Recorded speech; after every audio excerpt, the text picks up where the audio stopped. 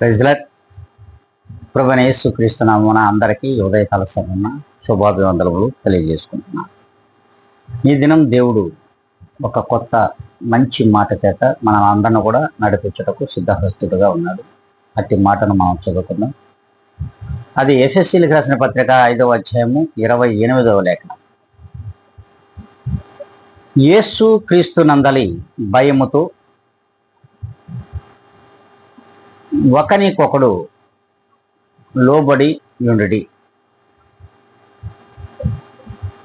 చూడండి, దేవుని వాక్యము సెలవిస్తుంది. ప్రభువైన యేసు క్రీస్తునందు భయము భక్తి కలిగి ఉండాలి. ఇట్టి భయము భక్తి నిజముగా ఎవరైతే కలిగి ఉంటారో అట్టి వారు దేవునికి ఇష్టలు, దేవునికి విశ్వాసులు, దేవుని రక్షణలోనికి వచ్చినవారు. ఇట్టి రక్షణతో జీవించుచున్న సార్వత్రిక సంఘములలోని ప్రతి విశ్వాసి కూడా భయభక్తులు కలిగినటువంటి జీవితం క్రీస్తులో కావాలి.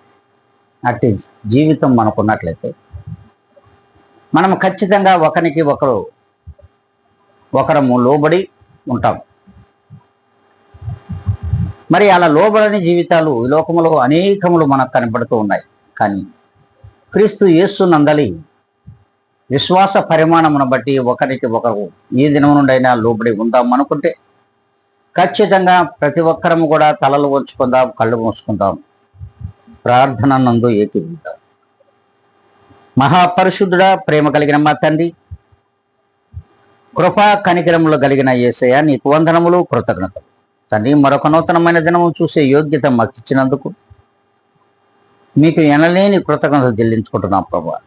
ఈ దినమున ఇదిగోనైనా ఈ మంచి మాట వినడానికి ఛానల్ వీక్షించుతున్న ప్రతి ఒక్కరికి వినగలిగిన చెవులను, గ్రహించగలిగినటువంటి హృదయమును ప్రతి ఒక్కరికి దయచేయమని బ్రతిమలాడుకుంటూ, ప్రభా మేమందరము కూడా ఒకరి పక్షముగా ఒకరము లోబడి జీవించే భాగ్యాన్ని దయచేయమని, అందులో మేమందరము కూడా తగ్గించుకొని యేసు క్రీస్తు యొక్క గొప్ప ఘనమైన నామమున అడిగి వేడుకొని ప్రార్థిస్తున్నాను మా ప్రియ గొప్ప పరలోక తండ్రి. ఆమెన్.